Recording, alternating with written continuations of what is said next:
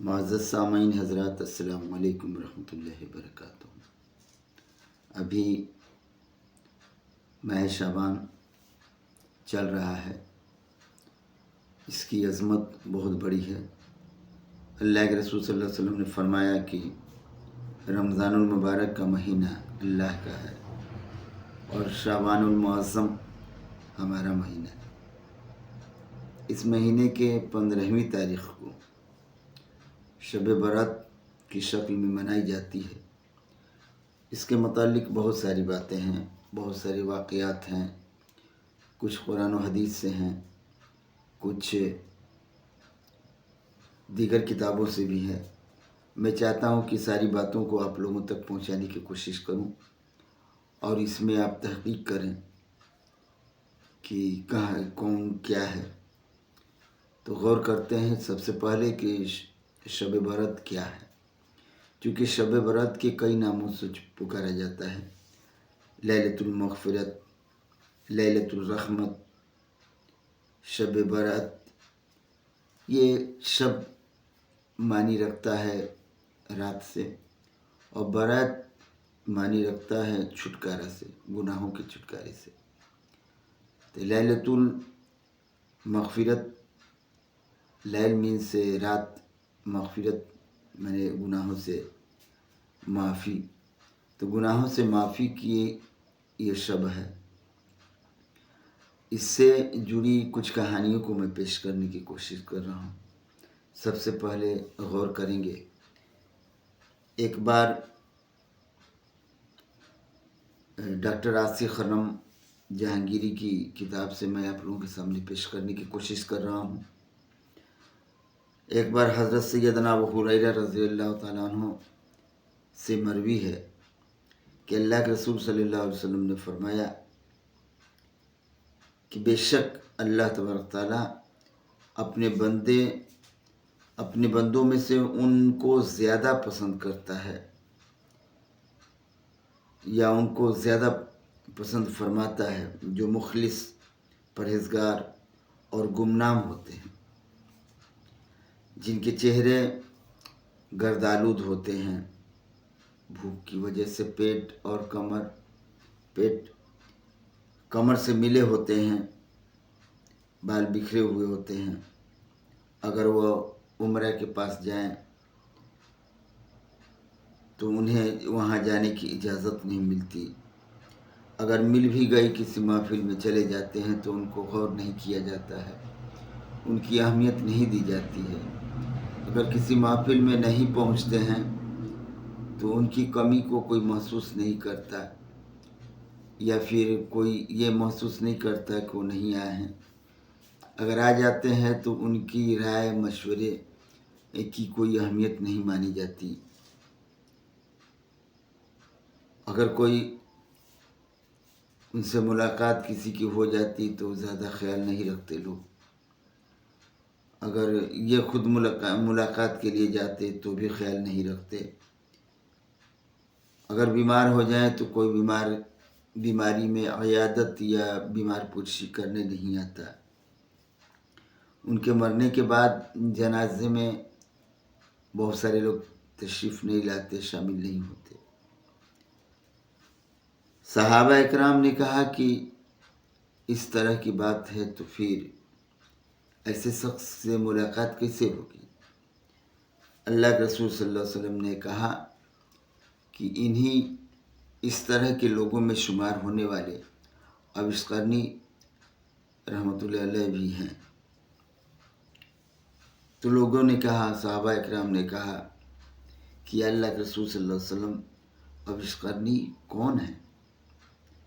آپ صلی اللہ علیہ وسلم نے فرمایا کہ ان کا قد درمیانہ، سینہ چوڑا، رنگ شدید گندمی، داڑھی سینے تک پھیلی ہوئی، ان کی نگاہیں جھکی، اپنے سیدھے ہاتھ کو الٹے ہاتھ پر رکھ کے اور کلام پاک کی تلاوت کرتے ہیں، زار و قطار رونے والوں میں سے ہیں۔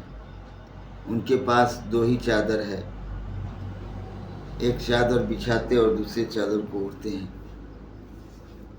دنیا والوں میں بالکل وہ گمنام ہیں، لیکن آسمانوں میں ان کی بہت بڑا چرچا ہے۔ ایک سیدھے کاندھے کے نیچے سفید نشان ہے۔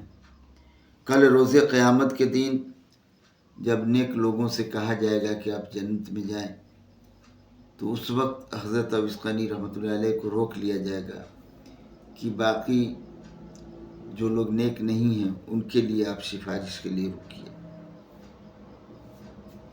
یہ باتیں جو بھی میں بتا رہا ہوں وہ ڈاکٹر عاصی خرم جہانگیری کی کتاب سے لی گئی ہے۔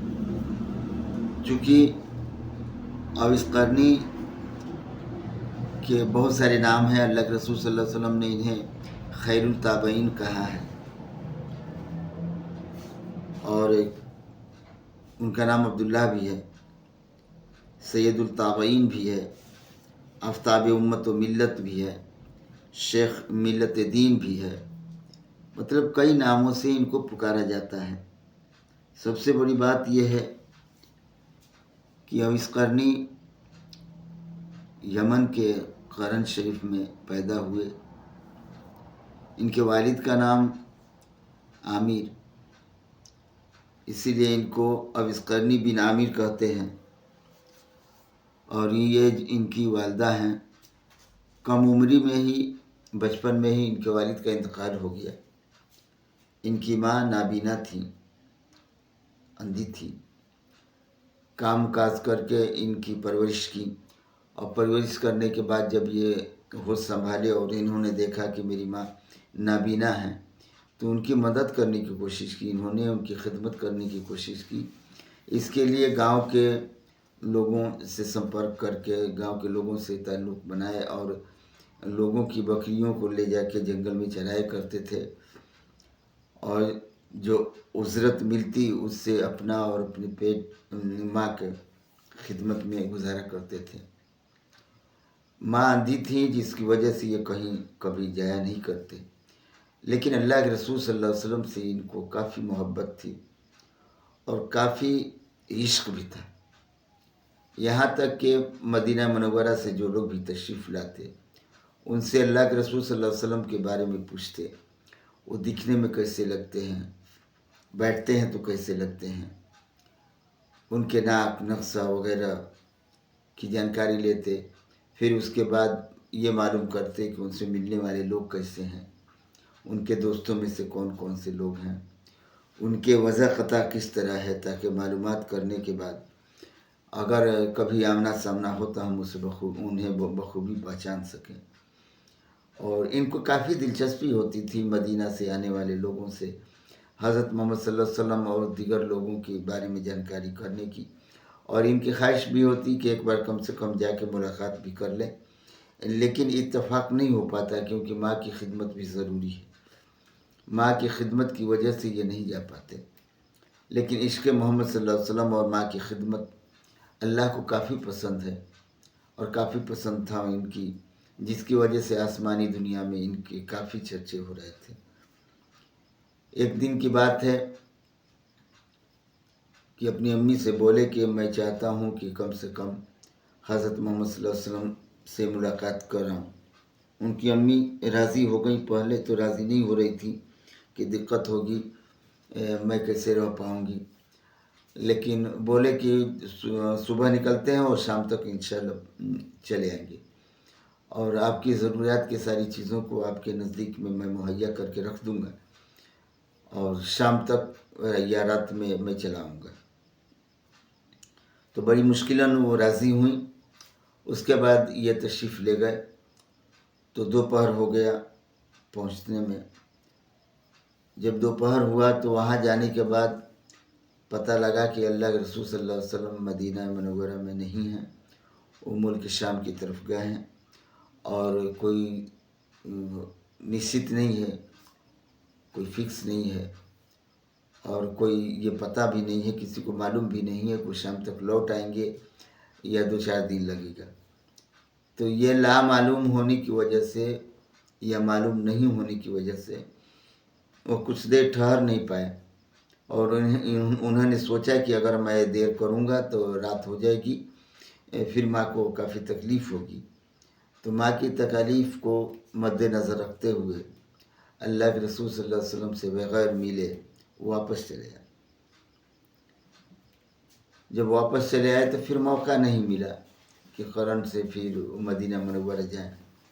جب اللہ کے رسول صلی اللہ علیہ وسلم آئے اور ان کو خبر ملی کہ اویس قرنی رحمۃ اللہ علیہ تشریف لائے تھے ان سے ملنے کے لیے، تو قرن کے لوگوں میں سے جو بھی لوگ ملتے تھے اللہ کے رسول صلی اللہ علیہ وسلم ان کو خبر دیتے کہ آپ جائیں، جب آپ جائیں تو اویس قرنی سے کہہ دیں کہ مجھ سے ملاقات کی کوئی ضرورت نہیں، زیادہ گھبرانے کی ضرورت نہیں ہے، آپ اپنی امی کی، اپنی والدہ کی خدمت میں مصروف رہیں، کوئی ضروری نہیں ہے ہم سے ملنا۔ لیکن اللہ کی طرف سے ان کو پتہ تھا کہ اویس قرنی رحمۃ اللہ علیہ مجھ سے کافی عشق رکھتے ہیں، مجھ سے کافی محبت رکھتے ہیں۔ ایک بار کی بات ہے، جنگ احد میں اللہ کے رسول صلی اللہ علیہ وسلم کے دندان مبارک شہید ہو گئے۔ یہ خبر جب اویس قرنی رحمۃ اللہ علیہ کو پہنچی، وہ کافی غمگین ہوئے۔ غمگین ہونے کی وجہ سے انہوں نے سوچا کہ جب میں جس سے عشق و محبت رکھتا ہوں ان کے دندان مبارک اگر شہید ہو گئے تو یہ بہتر نہیں ہوگا، زیبا نہیں دے گا کہ میرے دندان جو ہے صحیح رہے۔ انہوں نے اپنے دانتوں کو بھی توڑنا شروع کیے۔ ایک دانت توڑے تو ان کو یہ پتہ نہیں چلا، خبر نہیں ملی تھی کہ کون سے دانت شہید ہوئے ہیں۔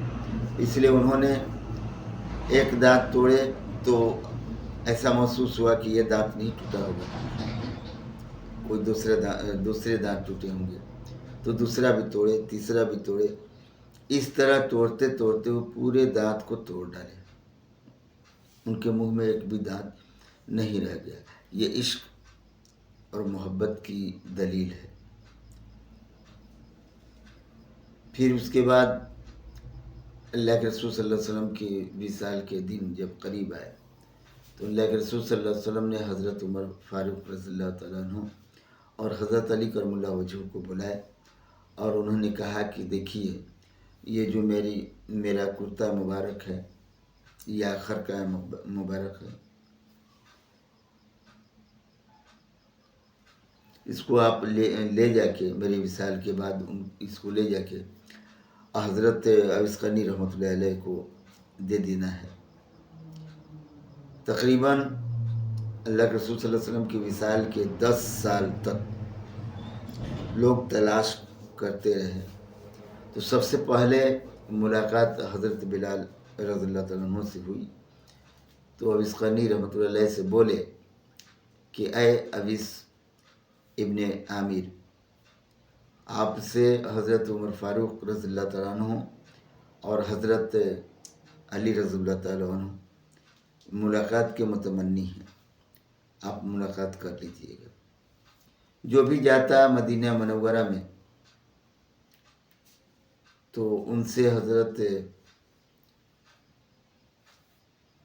عمر فاروق اور حضرت علی رضی اللہ تعالیٰ عنہ پوچھا کرتے تھے کہ آپ لوگوں میں سے کوئی اویس بن عامر ہے، تو نہیں مل پاتے لوگ، اتفاقی نہیں ہوا۔ ایک دن لے گئے کرتا مبارک یا خرقہ مبارک دینے کے لیے دونوں آدمی۔ جب وہاں پہنچے قرن میں تو لوگوں سے پوچھ تاچھ کی، استفسار کیے کہ اویس کون ہے۔ تو چونکہ قرن میں بہت اویس نام کے لوگ تھے، سارے لوگ تشریف لاتے، لیکن ان لوگوں کو لگتا کہ اللہ کے رسول صلی اللہ علیہ وسلم نے ایک بہت بڑا عابد کا خطاب دیا ہے، اگر خیر التابعین کا خطاب دیا ہے تو ظاہر سی بات ہے کہ یہ نہیں ہوں گے۔ اس طرح سے ایک ضعیف العمر انسان سے ملاقات ہوئی، جنہوں نے بتایا کہ آپ لوگ جس کو ڈھونڈ رہے ہیں یہ اللہ کے رسول صلی اللہ علیہ وسلم نے جس کو مخاطب کر کے کہا ہے وہ جنگل میں ملیں گے۔ اس کے بعد یہ لوگ جنگل میں چلے گئے۔ جنگل میں گھومتے گھومتے بہت دور تک نکل گئے تو انہوں نے دیکھا کہ گھاس کا میدان ہے، اس میدان میں بکریاں چر رہی ہیں، اور بکریوں جہاں چر رہی بکریاں اس میں حلقہ بنا کے درندے، شیر، باغ، چیتا، لومڑی، اس طرح کے جانور جو ہے گھیرے ہوئے ہیں تاکہ بکریاں کہیں بھاگ نہ پائیں۔ ان کی حفاظت کے لیے درندے جانور جو ہیں گھیر کے رکھے ہوئے ہیں۔ تو اب ان لوگوں کو پتہ چل گیا کہ جب اس طرح کے معجزات ہو رہے ہیں یا اس طرح کے دیکھنے کو مل رہا ہے تو ظاہر سی بات ہے کہ یہیں اگل بغل کہیں ہوں گے۔ اس کے بعد ان لوگوں نے جھاڑی میں دیکھا تو چاروں طرف جھاڑیوں میں دیکھا، جہاں پیڑ وغیرہ کے آگے پیچھے دیکھا تو ایک جھاڑی میں سجدے میں ایک انسان دکھائی دیا تو سمجھ گئے کہ یہی ہے وہ۔ پکارا گیا تو تشریف لائے۔ جب تشریف لائے تو ان سے ساری باتیں ہوئیں، لیکن اس سے قبل وہ آئے اور سلام کیے، دونوں آدمی کے نام رکھ کے سلام کیے، نام کے ساتھ سلام کیے۔ تو ان لوگوں کو بہت تعجب ہو رہا تھا کہ آخر یہ ہم لوگوں کے نام کیسے جانتے ہیں، چونکہ مدینہ سے آنے والے لوگوں سے خیریت پوچھتے اور جانکاری کرتے، جس کی بنیاد پر وہ ان لوگوں کے نام جان گئے، اور ناک و نقصہ کی وجہ سے۔ اس کے بعد ان لوگوں نے یہ ساری باتیں بتائیں کہ اللہ کے رسول صلی اللہ علیہ وسلم نے آپ کے لیے یہ بھیجا ہے۔ تو بولے کہ ٹھیک ہے، اگر بھیجا ہے تو تھوڑا سا وقت دیا جائے، میں ابھی اس کو نہیں لوں گا، میں آتا ہوں، اس کے بعد بات ہوگی۔ پھر جھاڑی میں گئے اور سجدے میں ہو گئے۔ سجدے میں جانے کے بعد اللہ سے ہم کلام ہوئے اور دعائیں کرنے لگے کہ اللہ کے رسول مطلب اپنے حبیب صلی اللہ علیہ وسلم کی امتوں میں سے ساری امتوں کو بخش دے، چونکہ اللہ اس بات سے ایگری نہیں تھے، اللہ کو اس بات سے منافقت نہیں تھی، تو بارہا وہ انکار کرتے رہے اور یہ اصرار کرتے رہے، لیکن تاخیر ہونے کی وجہ سے حضرت علی پھر آئے اور انہیں بولے کہ اٹھیے، ہم لوگوں کو جانا ہے، اور کیونکہ دیر ہو جائے گی تو رات ہو جائے گی۔ تو بولے کہ ٹھیک ہے، جب آپ لوگوں کو جلدی ہے تو ایسا کرتے ہیں کہ صرف ایک اور سجدہ کرتے ہیں، اس کے بعد آپ لوگ چلے جائیے گا۔ ایک اور سجدہ کیا اور دعا کیے کہ اللہ اگر منظور نہیں ہے اس طرح کی باتیں تو اے اللہ کم از کم ایک رات پیدا کر جس میں اللہ کے رسول صلی اللہ علیہ وسلم، جس میں آپ کے رسول صلی اللہ علیہ وسلم کی امتیں جو بھی دعا مانگے سچے دل سے اور بہتر دعائیں مانگے تو یا اللہ تو اسے قبول فرمانا اور ان کی گناہوں کو معافی دینا۔ اللہ نے کہا کہ ٹھیک ہے۔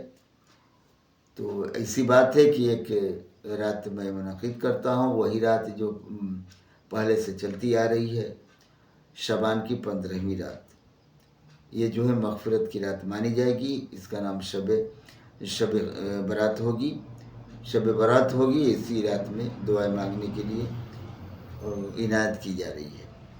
پھر آ کے انہوں نے ان لوگوں سے بھی کہا کہ شب برات کی جو رات ہے وہ گناہوں سے معافی کی رات ہے، معذرت کی رات ہے، آپ دیجئے اور آپ لوگ جا سکتے ہیں۔ تو یہ جو کہانی میں بتایا، یہ کہانی ڈاکٹر عاصی خرم جہانگیری کی لکھی ہوئی کتاب سے میں آپ لوگوں کے سامنے پیش کیا ہوں۔ اب ذرا ہم لوگ چلتے ہیں اس کی تحقیق پہ۔ تو بات یہ ہے کہ انہی کی وجہ سے شب برات منائی جاتی ہے۔ تو شب برات منائی جاتی ہے تو اس میں گھر میں حلوہ وغیرہ بنائے جاتے ہیں۔ حلوہ سے مراد اس لیے حلوہ بنائے جاتے ہیں کہ حلوہ جو ہے بنا دانت والا آدمی بھی کھا سکتا ہے، اور ان کے نام پہ فاتحہ کیے جاتے ہیں، اسی لیے حلوہ بنائے جاتے ہیں۔ تو یہ اس سے منسلک ہیں اس کہانی سے۔ اب ذرا ہم لوگ دیکھتے ہیں کہ قبرستان پہ جانے کا بھی سسٹم ہے، تو یہ کہاں سے ہے، تو اس کو ذرا غور کرتے ہیں۔ شعبان المعظم جو ہے 15ویں تاریخ کو منائی جاتی ہے۔ شعبان المعظم کی 15ویں تاریخ کو شب برات کی شکل میں منائی جاتی ہے۔ یہ جو ہے مغفرت، رحمت اور عبادت کی ایک عظیم رات ہے۔ اس رات میں لوگ نوافل، ذکر و اذکار، دن میں روزہ رکھنا، یہ سب چیزیں جو ہے مستحب مانے جاتے ہیں اور اس کو کرتے ہیں۔ کچھ مورخین نے، کچھ مفسرین نے سورہ دخان کی آیت نمبر 3 اور 4 کو لیا۔ ان کا کہنا ہے،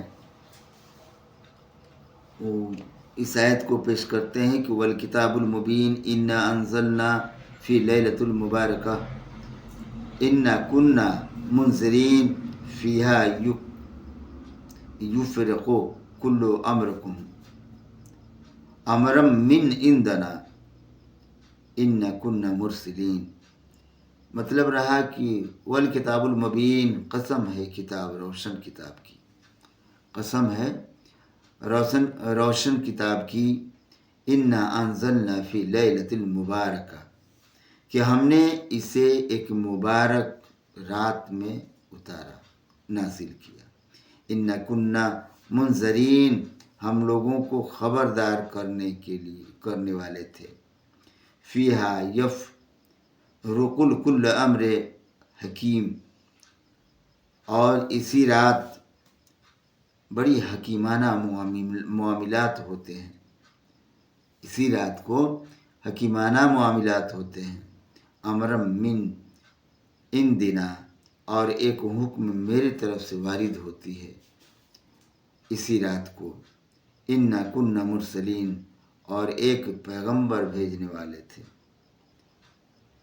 کچھ مفسرین نے اسے شب برات سے منسلک کیا ہے، جیسے حضرت اکرمہ رضی اللہ تعالیٰ عنہ کا قول ہے کہ یہ 15ویں شعبان سے منسلک ہے، یا یہ اشارہ 15ویں شعبان سے ہے۔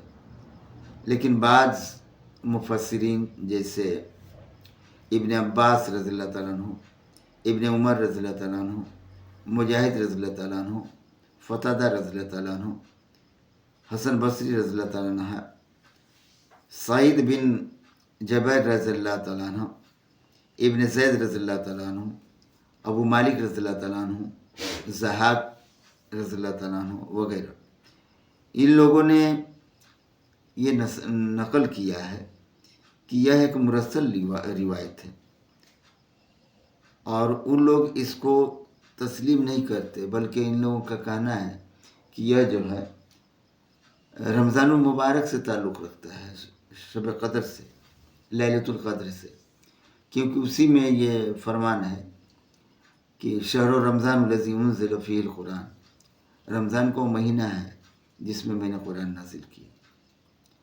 تو یہ لوگ اشارہ کرتے ہیں کہ یہ باتیں جو ہیں، یہ آیت سورہ دخان میں جو ہے وہ منسلک ہے رمضان مبارک کے، اور کچھ مورخین، کچھ مفسرین اسے شب برات سے لیتے ہیں۔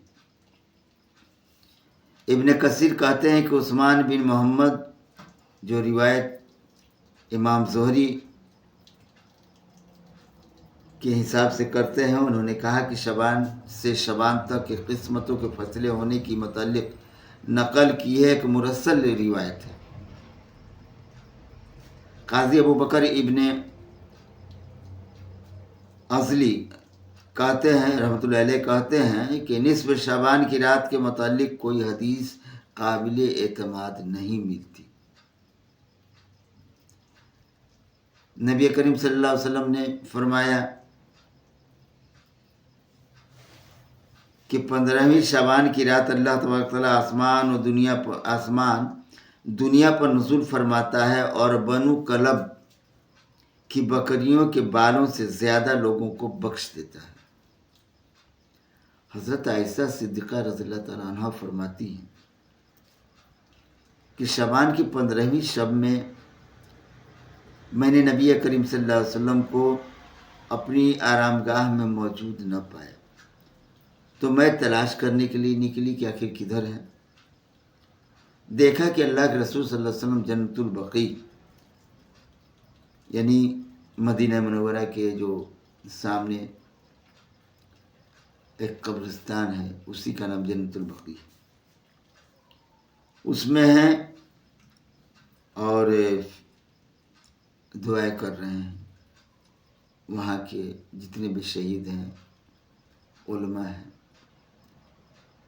مومن ہیں، جو لوگ بھی پردہ کر گئے، جو لوگ بھی قبر کے اندر ہیں، ان لوگوں کے لیے دعائیں کر رہے تھے۔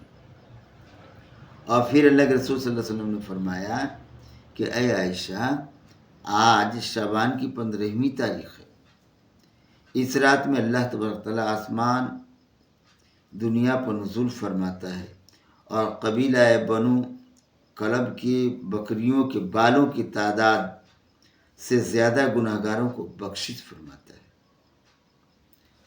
اب کچھ اور باتیں دیگر کتابوں کے حوالے سے میں آپ لوگوں کے سامنے پیش کرنے کی کوشش کر رہا ہوں۔ ساوی شریف میں سے ہے کہ حضرت محمد صلی اللہ علیہ وسلم نے فرمایا کہ اس رات میں اللہ تبارک تعالیٰ تمام مسلمانوں کو بخشش دیتا ہے مگر نجومی، جادوگر، شرابی، زناکار، ماں باپ کے نافرمان، سودخوار، حقوق العباد میں گرفتار، مسلمانوں میں پھوٹ ڈالنے والا، کسی مسلمان سے کینہ رکھنے والا، بنا کسی شرعی وجہ سے اپنی رشتہ داری کو کاٹ دینے والا، اور وہ جو ہے اس طرح کے لوگ جو ہیں وہ اس رات بخشے نہیں جائیں گے۔ اسی ساوی شریف میں ایک اور بات کہی گئی، اس رات کے آنے سے قبل اپنے برے کرتوتوں سے توبہ کر لو تو ان لوگوں کی اس رات نجات ہو سکتی ہے، بخشش ہو سکتی ہے، اگر توبہ پہلے کر لیتے ہیں۔ حضور صلی اللہ علیہ وسلم نے فرمایا کہ اس رات میں اللہ تبارک تعالیٰ سورج ڈوبنے کے وقت سے آسمان دنیا پر نزول فرماتا ہے اور ارشاد فرماتا ہے کہ کیا ہے کوئی بخشش مانگنے والا کہ میں اس کو بخش دوں، کیا ہے کوئی روزی مانگنے والا کہ میں اسے روزی دوں، کیا ہے کوئی بلا میں مبتلا کہ میں اس کو عافیت دوں۔ اس قسم کے بہت ساری ندائیں اللہ کی طرف سے ہوتی ہیں، یہاں تک کہ فجر طلوع ہو جاتی ہے۔ ساوی شریف میں ہی تیسرا نمبر میں ہے کہ ام المومنین حضرت عائشہ صدیقہ رضی اللہ تعالیٰ عنہ فرماتی ہیں کہ میں نے دیکھا کہ حضور صلی اللہ علیہ وسلم بقیع فرقت یعنی جنت البقیع میں قبرستان میں تشریف لے گا اور مسلمان مردوں، عورتوں اور شہیدوں کے لیے دعا فرمائی۔ اب اگلا پوائنٹ جو ہے ابن ماجہ سے ہے، ابن ماجہ شریف میں ہے، وہ یہ ہے کہ حضور صلی اللہ علیہ وسلم نے فرمایا کہ جو اس رات میں 100 رکعت نماز نفل پڑھے گا، اللہ تبارک تعالیٰ اس کے پاس 100 فرشتے بھیجے گا۔ 100 فرشتے، 30 فرشتے اس کو جنت کی بشارت دیں گے، 30 فرشتے اس کو جہنم سے بے خوفی کی خوشخبری دیں گے، 30 فرشتے دنیاوی آفتوں کو اس سے ٹالتے رہیں گے، اور 10 فرشتے اس کو شیطان کی حرمتی یا شیطان کی مکر و فریب سے بچاتے رہیں گے۔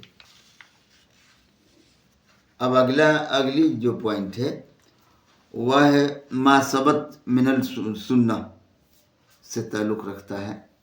اس میں لکھا گیا ہے کہ اولیاء اللہ کے معمولات میں سے ہے کہ بعض نماز مغرب 6 رکعتیں پڑھتے ہیں، ہر 2 رکعت پر سلام پھیرتے ہیں، اور سورہ یاسین 1 مرتبہ،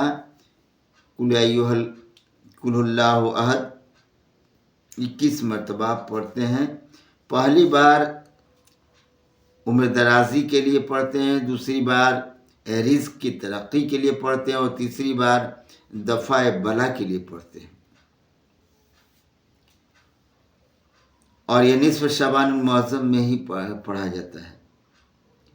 हज़रत इब्न अब्बास रज़ियल्लाहु तआला अन्हु से रिवायत है कि जब ईद या जुम्मा या आशूरा का दिन या शब बरात होती है तो अमवात की रूहें आकर अपने घरों के दरवाज़ों पर खड़ी हो जाती हैं और कहती हैं कि कोई है हमें याद करने वाला, है कोई हमें याद करने वाला, है कोई जो हम पर तरस खाए, है कोई जो हमारी गुर्बत की याद दिलाए।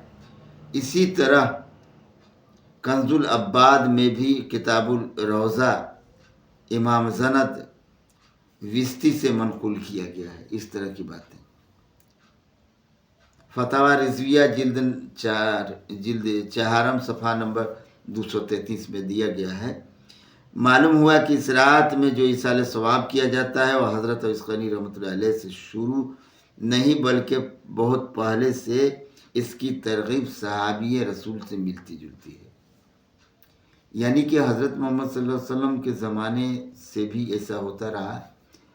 ऐसा नहीं है कि हज़रत इसक़नी रहमतुल्लाह अलैह के बाद ही मनाई जाती है, पहले मनाई जाती थी, लेकिन अब उसमें शामिल कर दिया गया है कि उसमें बरात की रात है, निजात की रात है।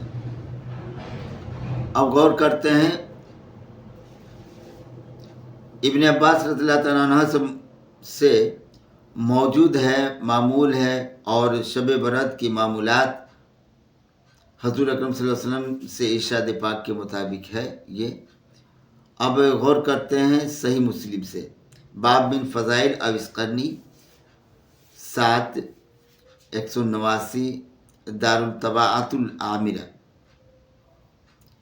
असीर बिन जाबिर कहते हैं कि जब भी यमन के हलीफ कबाइल उमर रज़ियल्लाहु तआला अन्हु के पास आते तो हज़रत उमर रज़ियल्लाहु तआला अन्हु उनसे दरियाफ्त करते कि क्या तुम में से कोई अवीस बिन आमिर है।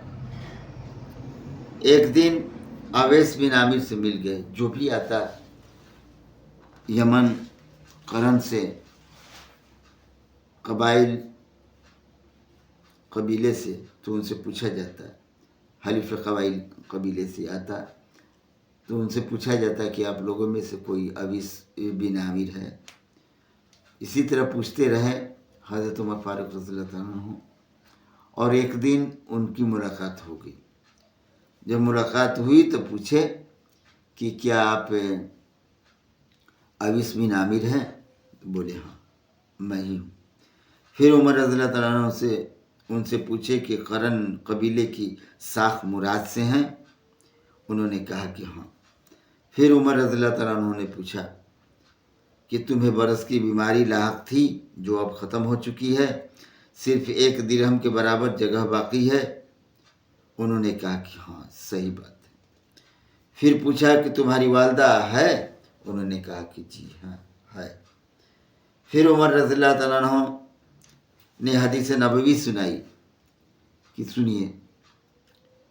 उन्होंने कहा कि मैंने रसूलुल्लाह सल्लल्लाहु अलैहि वसल्लम से सुना कि आप सल्लल्लाहु अलैहि वसल्लम ने फरमाया कि तुम्हारे पास यमन के हलीफ कबाइल के साथ अवीस बिन आमिर आएगा।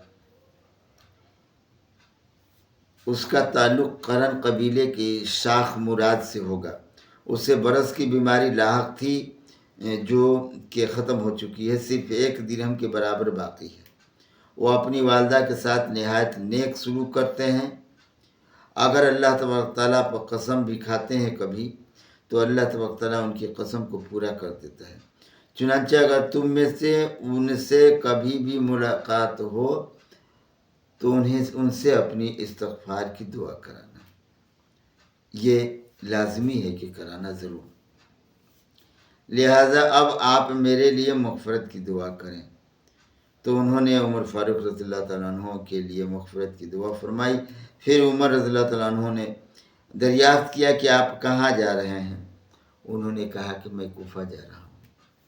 تو حضرت عمر فاروق رضی اللہ تعالیٰ عنہ نے فرمایا کہ جب کوفہ جا رہے ہیں تو کہیے میں ایک خط لکھ دیتا ہوں، وہاں کے گورنر کو اگر دیتے ہیں تو وہ آپ کو مہمان نوازی کا شرف حاصل ہوگی۔ حضرت عسقلانی رحمۃ اللہ علیہ نے کہا کہ نہیں، میں نہیں چاہتا کہ لوگ مجھے پہچانیں، میں گمنام مسافر کی طرح رہنا چاہتا ہوں تاکہ لوگ مجھے نہ پہچان سکیں۔ گمنام رہوں تو مجھے اچھا لگے گا۔ ابراہیم حلبی، علی بن ابراہیم حلبی، السیرۃ الحلبیہ، طبعات الکبریٰ، ملا علی، یہ کتاب ہے ان کی، علی بن ابراہیم حلبی کی السیرۃ الحلبیہ اور الطبقات الکبریٰ، طبقات الکبریٰ۔ اس کے بعد ملا علی قادری رحمۃ اللہ علیہ کی بھی کتاب ہے المعدن المدنی فی الفضل العسقلانی۔ حاشیات تحتلالی میں بھی ہے۔ کتاب الصلاح، فضل من بیان الحق بالامامہ، صفحہ نمبر 302، صفحہ نمبر 304 میں عسقلانی رحمۃ اللہ علیہ کے کچھ واقعات کے متعلق تذبذب میں ہیں کہ اس کو ہم کیا کہہ سکتے ہیں۔ ان لوگوں نے جو کتابیں لکھی، اس کتاب میں حضرت عسقلانی رحمۃ اللہ علیہ کی جو کہانیاں تھیں، ان کہانیوں کے متعلق ان لوگوں کو سسپینس ہے، کوئی کلیئر بات نہیں کر پاتے۔ اب غور کرنے کی بات ہے کہ شب برات کے دن کچھ لوگ جو ان احادیث کریمہ کو پڑھتے ہیں انہیں مناسب نہیں لگتا عسقلانی کی واقعات سے، تو وہ لوگ شب برات کو شب بیداری یا دیگر عبادات نوافل وغیرہ نہیں پڑھتے۔ لیکن جو لوگ حضرت عسقلانی رحمۃ اللہ علیہ کو بھی مانتے ہیں اور یہ حدیث کریمہ کو ٹچ کرتے ہیں، تو کچھ لوگ اس کو منا بھی لیتے ہیں۔ غور کرنے کی بات یہ ہے کہ قبرستان پہ جا کے قبر والوں کے لیے دعائیں خیر کرنی، دعا کرنی ہے، یہ حضرت محمد صلی اللہ علیہ وسلم کی اس حدیث سے ہے جو حضرت عائشہ صدیقہ رضی اللہ تعالیٰ عنہ پیش کی۔ اس حدیث سے ہے کہ 15ویں شعبان المعظم کو اللہ کے رسول صلی اللہ علیہ وسلم جنت البقیع تشریف لے گئے تھے۔ دوسری بات کہ گھر پہ تشریف لے گئے تھے، یہی بات ہے۔ پھر وہاں لوگ موم بتیاں جلاتے ہیں، اگربتیاں جلاتے ہیں۔ اس کے متعلق تھوڑی سی غور کریں گے کہ اکثر و بیشتر قبرستان جو ہے کافی جھاڑی دار ہوتا ہے، کہیں کہیں قبریں دھنسی ہوئی ہوتی ہیں۔